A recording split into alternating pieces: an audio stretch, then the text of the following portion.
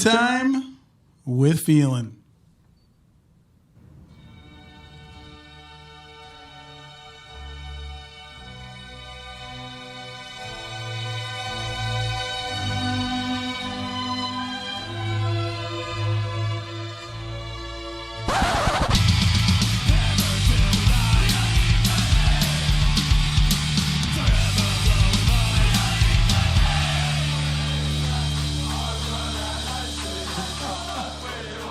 I played the right version. Back again. What do you think about that? Let's try it this time. All right, podcast land. Believe it or not, this is not take one.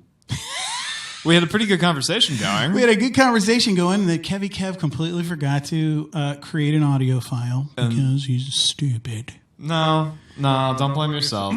This is we're all riled up. We're having an off week, bro. Oh my goodness. Everybody involved. Everybody recording, listening, the subject of this whole podcast, no one's doing well. It's just not good.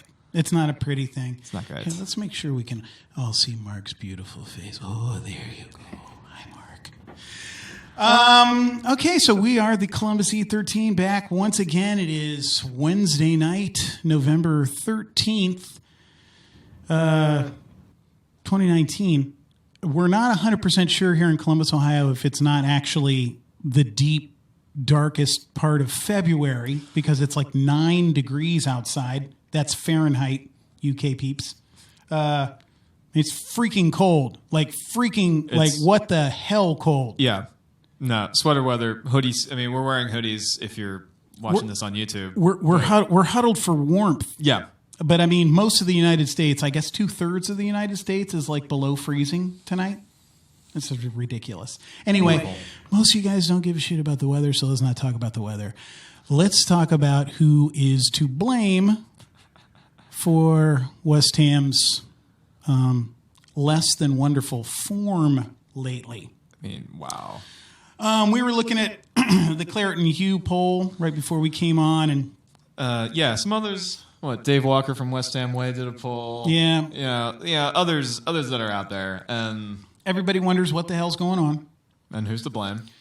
Who can we point to? And, I mean, watching the team, view from the outside, I feel players are to blame. But the caveat to that is somebody has to be the motivator for the players. And I'm not really sure that Pellegrini is really got the locker room right now. He at very least isn't being the totalitarian that he probably needs to be. I don't know if those guys are just a little too coddled. You know what I mean? Are you a Pellegrini out guy? Okay, I'm going to make a stand Uh-huh. because I was not Pellegrini out. Right. I was absolutely not Pellegrini out before this last game. Even after the last game and in the day or two afterward, I still was not. And now I am. I'm 100%. Dude's got to go. I mean, there's a reason why he ended. Look, I didn't know anything about him except for that he won the Premier League with Man City. But guess what? He went to China. You know what I'm saying? Uh-huh. They say that if you go to China, you probably should have stayed there. Who knows? World football wise, I mean, he's definitely brought something to the team. He's definitely brought a good team of people to get good signings into the club. Who? All air, right? Fornals. Why not? Jesus. I mean, you want to talk about anonymous players, but I think it's disconcerting. Dude, shooting holes in my shit. That's okay. No. It is disconcerting. Well, I think, because for one thing, for any pro-anti stalemate Pellegrini attitude right now, he's going to be in charge for Spurs. Oh, for sure, for Spurs. Sure. Yeah. I mean, it's just it's just a matter of, is this his last chance to get a reaction? I think he's got till Christmas. I guess somebody interviewed Ginge and said that he thinks that he has till Christmas. Of course, Ginge isn't on the board either. No. You know what I mean? Because on top of everything else, Like, okay, let's say they fired him this week. Like, who the fuck's going to do it? Exactly. I mean, it's the same conversation that we had 2 years ago around this time when Slaven came, was given the sack. Right. And we're like, everyone's like kind of mad that David Moyes is coming in. But it's like, well, who did you expect? Right. You had people like, oh, we should be getting like Sean Dyche. We should be getting Marco Silva. His stock was higher at the time when he was at Watford. Right. Like, this is not a desirable position to go to be in. I mean, he was willing to take the job. I feel like he's put his heart and soul into the job, but I think that his players are letting him down. That being said, I think that his methods of motivation are letting the players down. It's just a thought. You know what I mean? Like, we're not hanging around Rush Green every day, like going, hey, asshole, go do something out there. You know what I'm saying? Well, I'm sure there are some people. Oh, yeah. How about these supporters groups that are starting to resurface, fresh protests, wanting to threaten some action against the board following another 3-0 defeat to Burnley. A mere 18 months after the 3-0 rebellion. Right. You're talking about Hammers United? Yeah.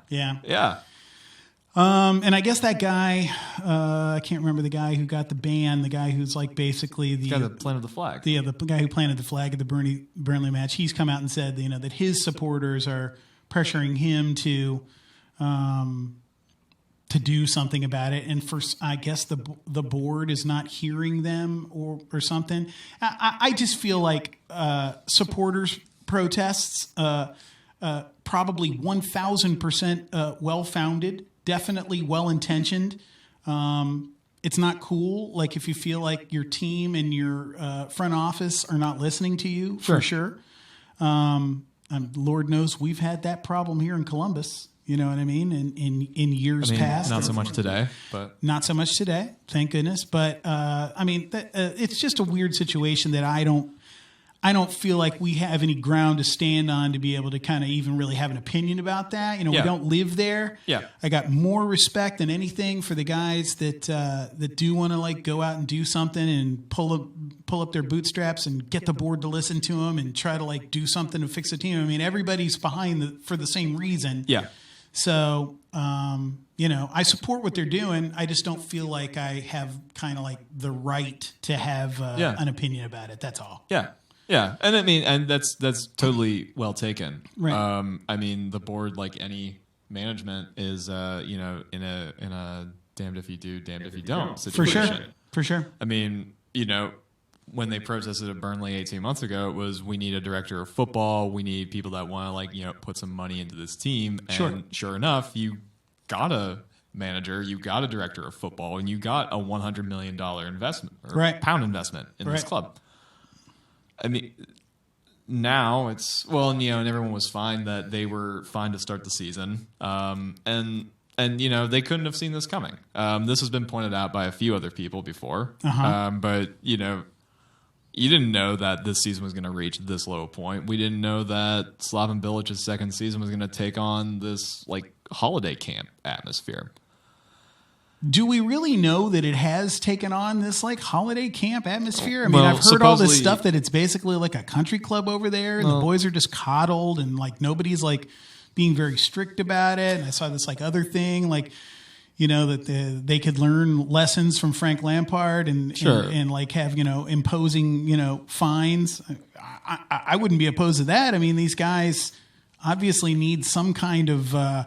They need some kind of discipline or something. Well, they're cut down to one off day a week is the news on the street now. But to this fan board relationship type thing, to go back to that a second, even though we're how many miles away, we don't live on the continent. We don't have that like day to day sort of relationship or even the opportunity to interact with the board. Right. Like these fans do. Right. And, there's going to be people that are going to piss and moan regardless, like you said.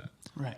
That said, we take some cue from them on what our attitude is toward this board. Sure. And, and we can read the same stuff that they do. It's just, the impact, like you said, is not as hard. And I got to say, from the earliest days that I've followed West Ham, I've never gotten the impression that this is a well-run club.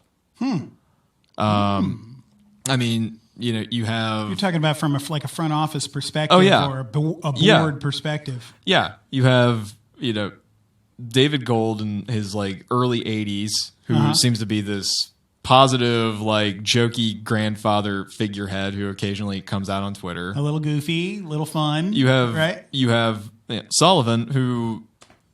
The comrade. Right. Yeah. But, this is...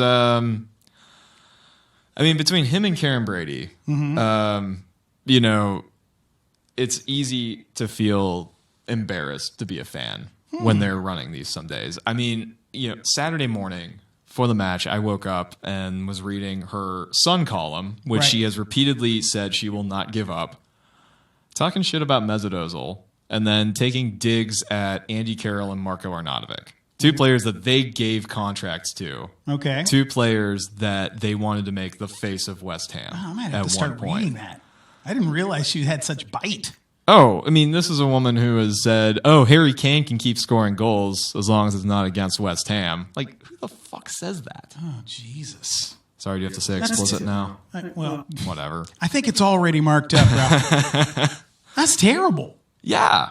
Yeah. Now I kind of get the picture. And, I heard lots and lots of fans they wish she would shut the fuck up. But and I whatever, you know what I mean? She's got a medium. Everybody wants a medium. Look, we want a medium. You know what I'm saying? Mm-hmm. Everybody wants to be able to say something somewhere. I get why she wouldn't want to give it up, but if she's going to be kind of shooting herself in the big foot or in the big toe, every week. Yeah. With what she's saying, that's no good. Things like that. Things like, the stadium move has always been a very contentious thing. Sure. And you can have your opinion on it, but, we're there now. Right. I think what concerns me the most from this and where the club might go going forward is, they've always said David Sullivan always treated the transfer market like his own personal football manager. Or, right. It was this toy, and he would always have these if he didn't like a player, You're talking about pre-Mario days. Yeah. Okay. Yeah. But I thought last summer maybe he finally listened that we need football people. We need an actual proper front office staff. You don't feel like we have that at all right now? Well, I felt it's there, but it's floundering. And if this run of form continues, and there's every reason to believe that it will, then he can just take that as license to say, we're going to go back to the way things were.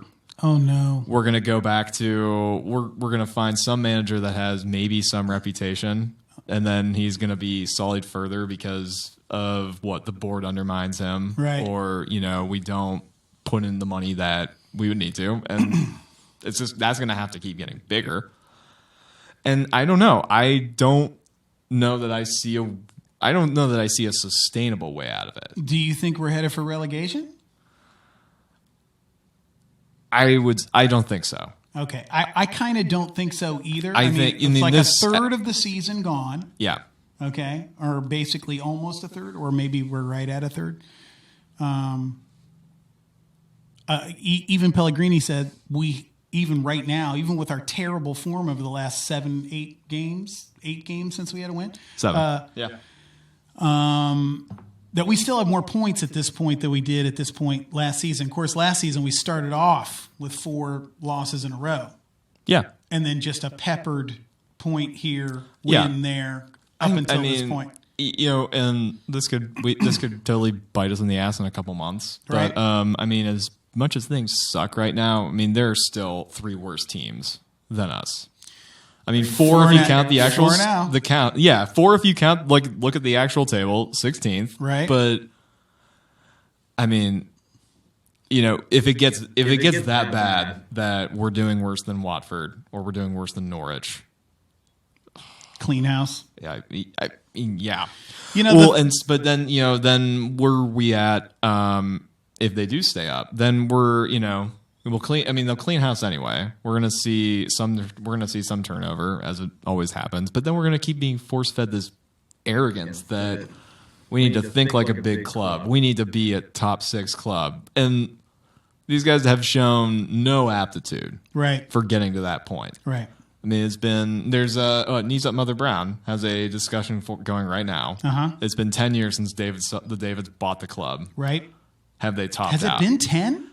It's been 10. I mean, yeah, they bought him in the relegation year. Right. Mm-hmm. And what's their discussion on Knees Up?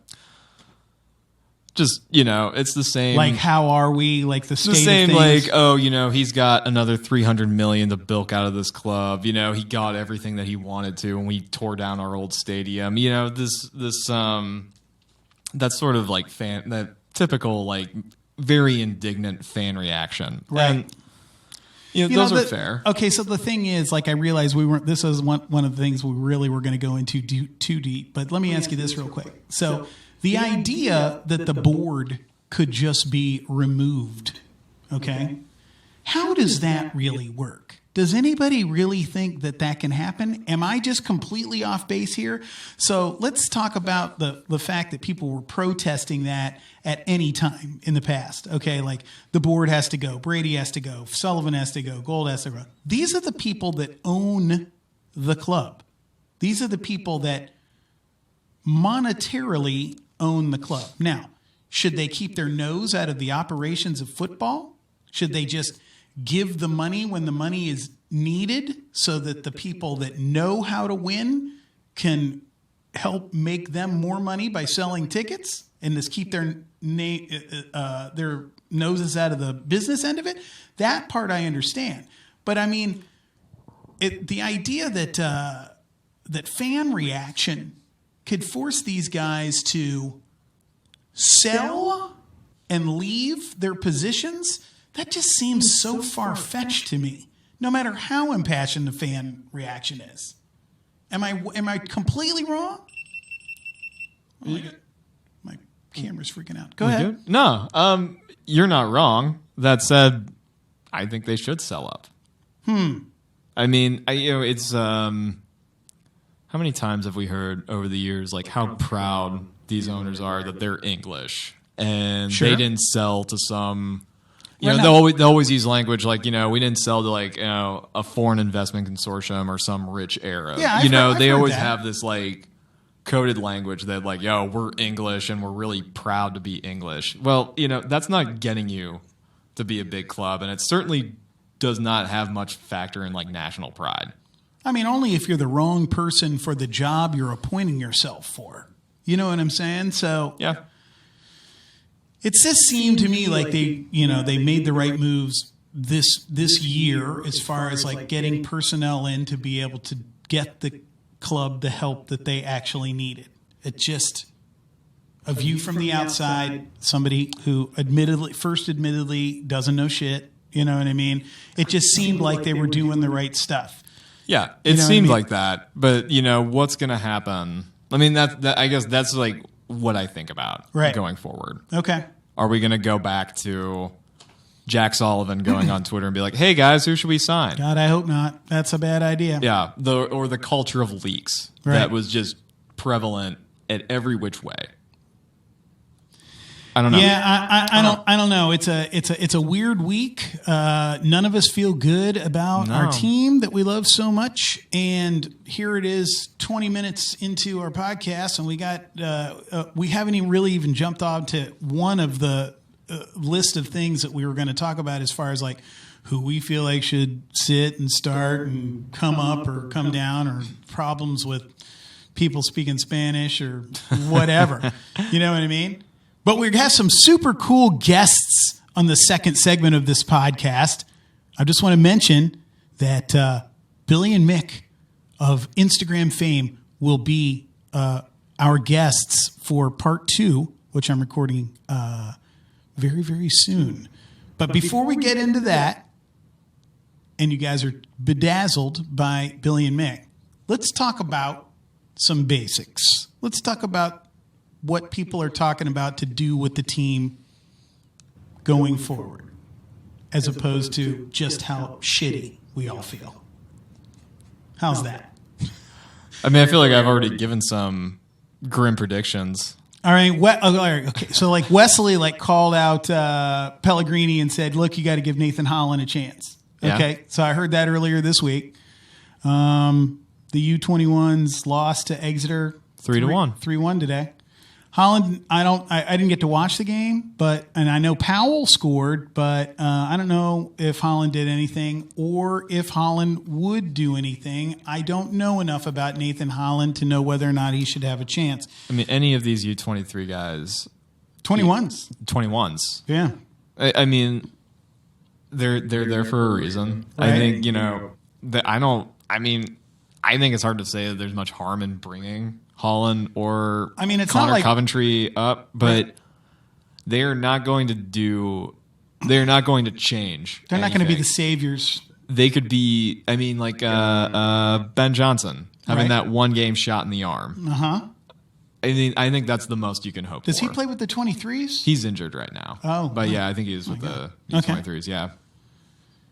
I mean, the thing that's staring me in the face is that Roberta has got to go. I'm calling him Roberta, by the way. Roberta. Wow. You got to go, bro. Wow. I mean, seriously. Suddenly a huge fan of those tattoos. I just...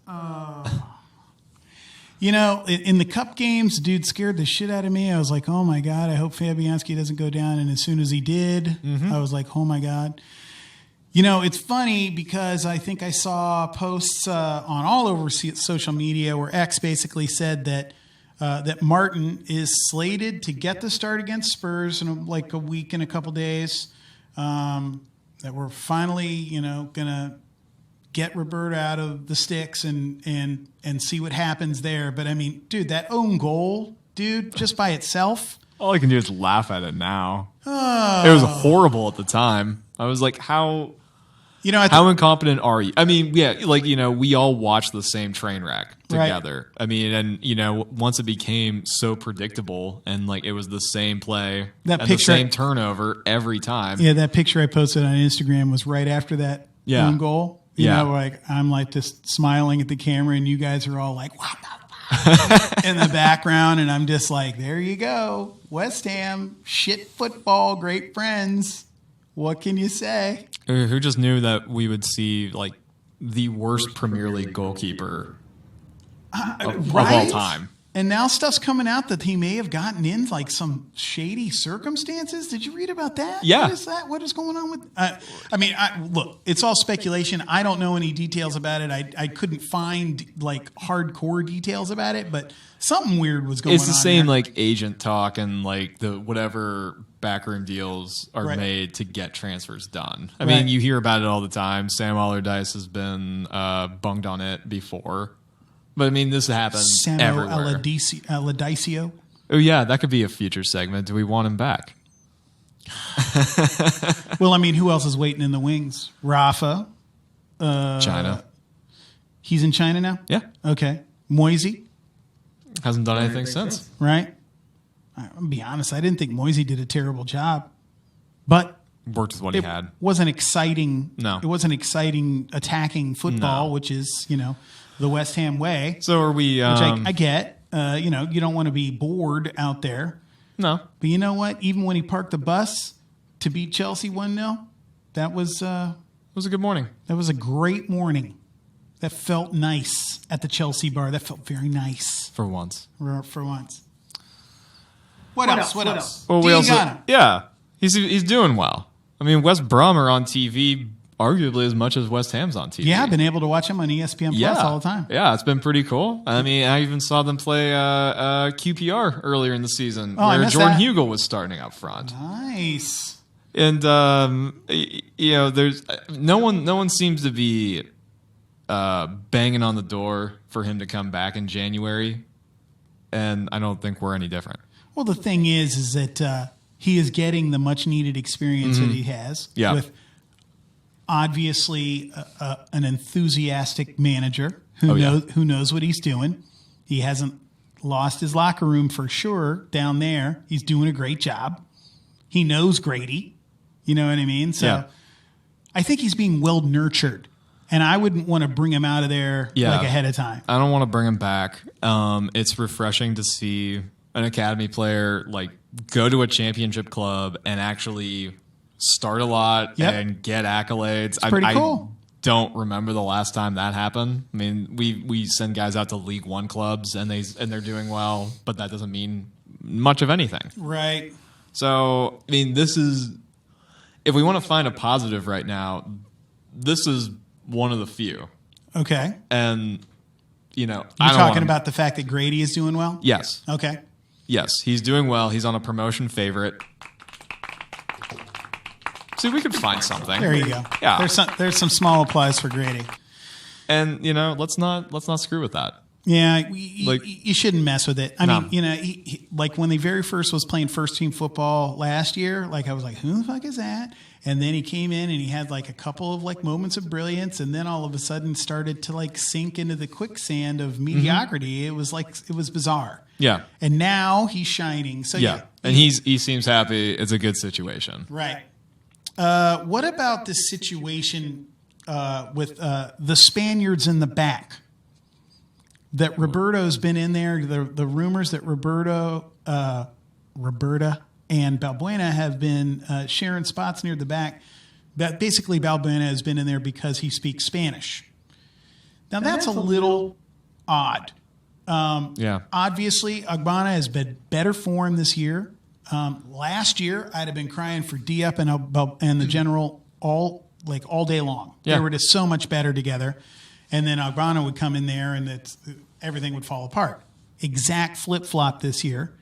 I think I saw statistics where, I can't remember the exact numbers, but Agbana definitely is better in that position.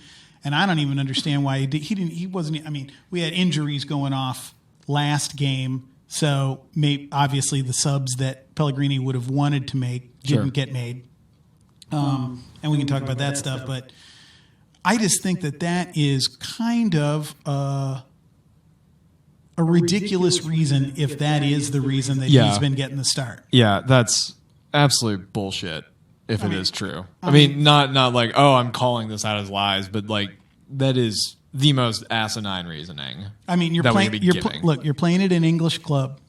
You know what I mean? Yeah. Now, I'm not saying go learn English, young man, but who hasn't been? I mean, get him an interpreter yelling from the sidelines.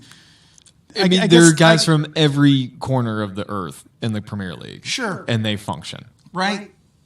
The fact that sounds so reductive. Right. I learn somebody's name. Yell. I couldn't give any legitimacy to that. Okay. But I mean, all that to say, why isn't Ogbonna and why isn't Masuaku on the bench for that matter? Where is Masuaku? Nobody knows. What is going on? MIA. New contract. He's in the. Who knows? He's in the eighth dimension somewhere. You don't see him on the bench. It's all weird. Okay, so let's talk about what we feel we will likely see at Spurs. Antonio looks on course to be back. His social media makes it look like he's as inspired and fit as ever. But that's never really abated, has it? And he's not going to start. I mean, unless would it be a bad sign? I mean, yeah, I take that back because maybe it wouldn't be the worst thing in the world. It was a weird thing when you saw him go down in his injury in that cup game. He just pulled up. He didn't fall on it. You know what I mean? I mean, he's just his legs are just so big and he just running looks like a thoroughbred horse out there flying down the field. This everything's so strained, it looks like something's going to pop. So I hope they've done I'm sure that they have, but I'm not a doctor, but I hope they've done some conditioning to make sure that, or at least put some straps on the cat's thighs and stuff so that he doesn't break. But I have to imagine with all of the hype that they've been talking about with him coming back for Spurs, I've got to imagine he's going to get the start. They wouldn't mention him without it. I mean, part of this hype is because there's nothing else to talk about. I mean, that's true. But you're always going to hear, they don't want to rush him right back after injury. So I mean, I don't think it would be the worst thing in the world if he started. But it's still another week and a half, and they've been talking about for the past 2 weeks that he was probably going to be in for Spurs. Yeah. So I was like, Nobes, I guess, is going to be sprained okay. ankle, but yeah, he'll be back. I mean, he's an Iron Man. He's an Iron Man, but he's not showing much leadership lately. Harsh criticism of the No, captain. I'm not the only one. Right? Okay. I mean, he looks as listless as the rest of them. No, that's true. Like, it's not, but I mean, without him out there, like, it really went to shit.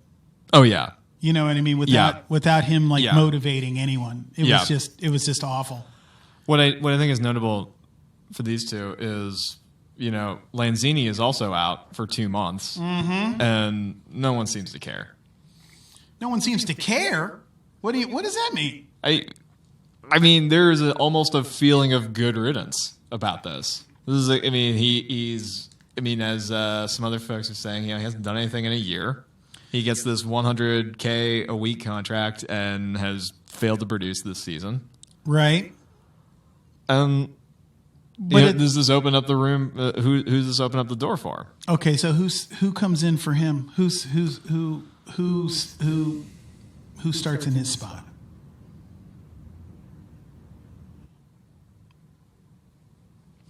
I mean, it's almost like it can necessitate a change in formation. It's almost like that's one of the only answers that we can give. You know what I'm saying?